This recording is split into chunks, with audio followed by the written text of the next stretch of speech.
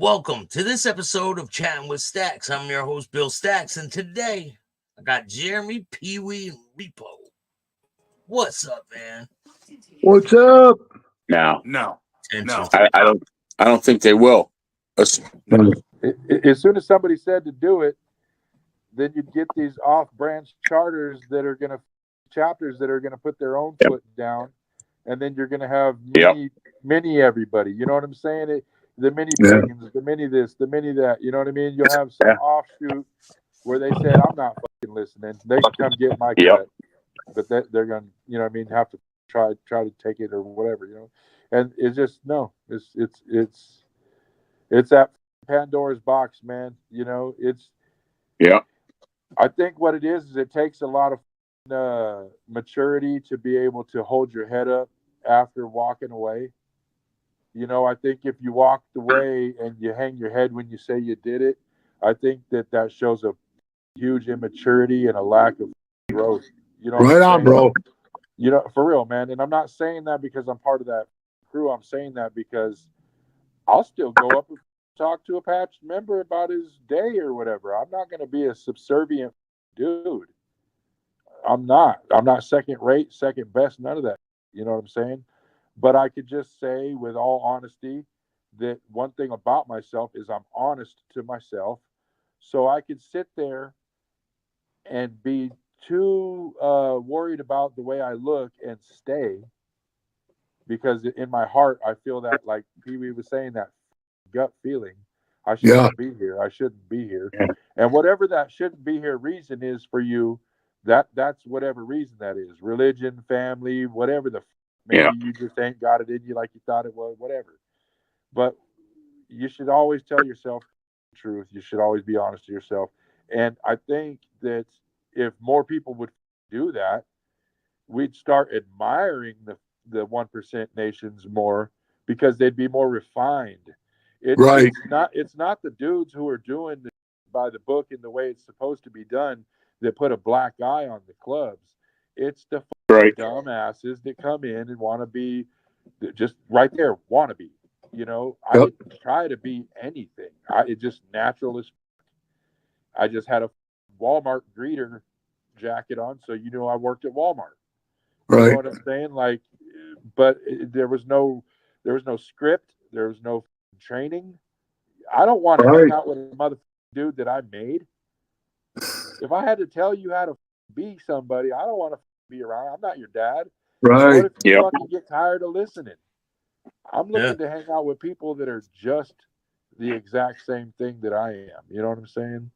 And it's the wannabes that muddied the water up and shit, you know, so.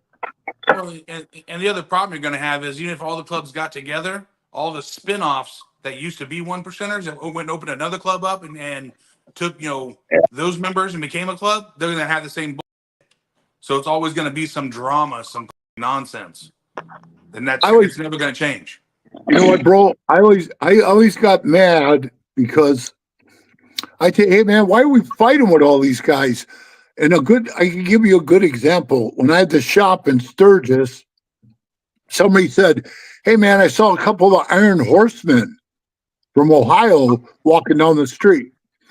And I said, what's the problem with them? And they, oh man, no son of is this and that. And they're talking all this shit. And I ran across them. I was walking down the street. I ran into some of them. And they were giving me that look like, hey, is this going to kick off or what? I walked right up to them and I go, hey man, I says, what's the bull going on between us and you? I had asked myself, you know, I mean, ask them. And they said, we don't know, man. I said, tell you what, come over to my shop. We got upstairs, a house upstairs, a big table. We'll all sit down, we'll talk, we'll hash this thing out. And they looked at me like, we ain't stupid, man. I said, listen, one thing I am is I'm a man of my word. And I'm telling you this. I'm telling you to come over. You bring there were 5 of them.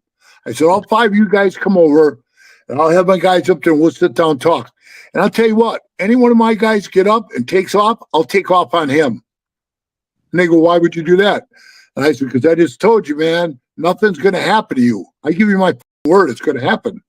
So they showed up, and honest to God, we sat down. One guy was being a dick in the club because they still had that old mentality of we're the best club in the world, we're better than everybody. And man, bro, if you just let that curtain down a little bit, man, Yeah. you know that you got more people that would come to you. Like PopKorn said, you know, more people you draw them in with that brotherhood feeling, which I wasn't feeling. And before you know it, those guys are all sitting there drinking beers, lines, playing cards, and everybody got along. And all of a sudden, hey, the Iron Horsemen are cool guys. Well, you know what? I pat myself on the back for that because I did that.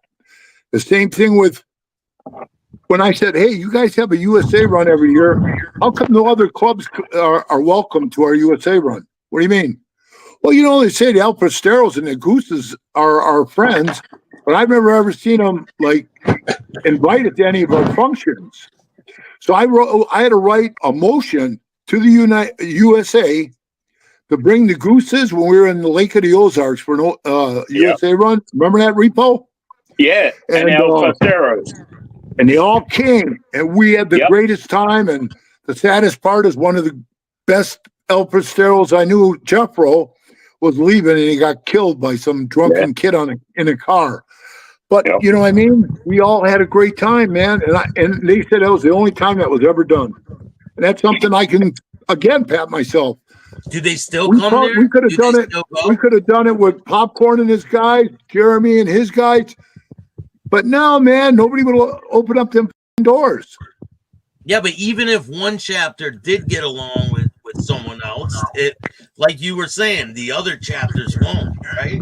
Right. I mean, me and PopKorn could have been best friends. As him, I'd be like, "Hey, what are you talking to him for?" And they all will. They can all agree with me on that. Yep. I got blood family members that are ranking officers in the clubs, opposite clubs. You know what I mean? And they know it, and I know it, but everybody else didn't know it. You know what I'm saying? Yeah. You know what I mean, dude? People who knew me since I was, 8, 9, 10 years old. Right. Can't talk to them, but definitely. So like, here's a situation. I went down to Sacramento to go see some family. I went with my wife and my kids, so I didn't have a bike. And I go to my cousin's house, he tells me, hey, you could hop on my bike real quick, go around the corner and get whatever you need from the store. I said, man, I'm not about to get caught on this bike, big dog. You know what I'm saying?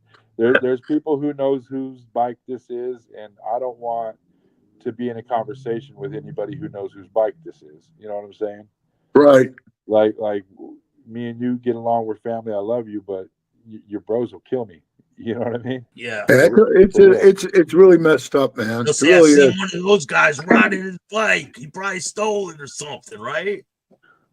Yeah, I mean, twice I've been offered to ride somebody's bike. I've rode plenty of people's bike, but it matters whose bike it is. You know what I'm saying? My one family member was a sergeant of arms for this particular club, so I knew he was known in Sacramento. You know what I mean? And then about 15 years ago, maybe 10, 15 years ago, somewhere in there, I was offered to ride a president of another club's bike home because he was putting some ape hangers in. What else was he doing? He was powder coating a part of the bike or some shit, but he needed to keep my bike overnight and offered to let me ride his home. No, thank you. You know what I'm saying? Thank you. I just try to think ahead, Yeah. If I seen somebody on a bike that I knew and it wasn't the person I knew who the bike belonged to, at minimum, you're not moving. You know what I'm saying? I got some phone calls to make and make sure we're okay. How hard was it to walk away from it, PopKorn?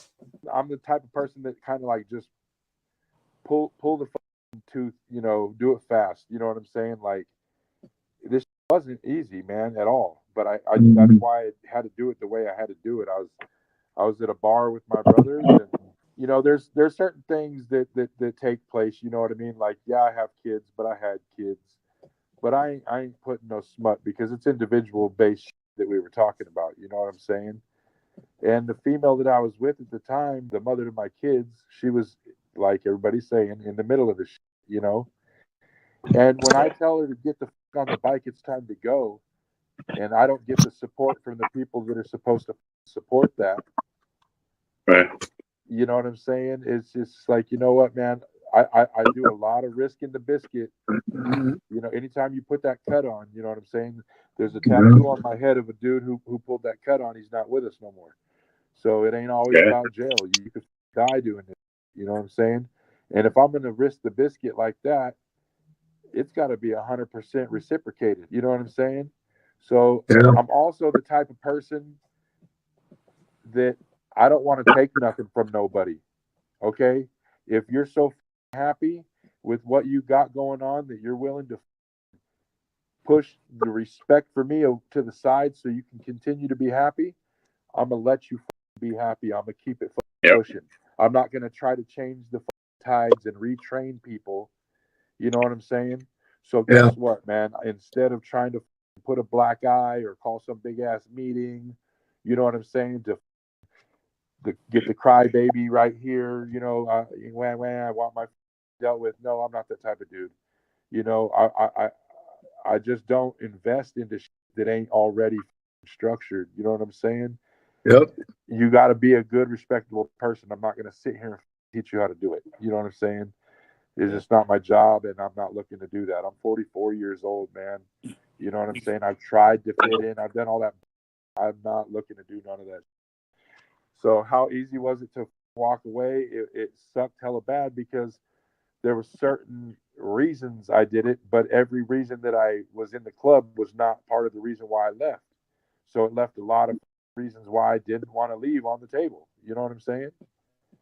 And at the same time, when you make that stand and you leave, I got brothers that I think loved me, I think cared about me, I think they liked me, but they won't talk to me because they're hurt just as much. Because when a dude puts that shit on and tells you he's there, it's for life. You know what I'm saying? So when he backs out of it, he basically lied to you.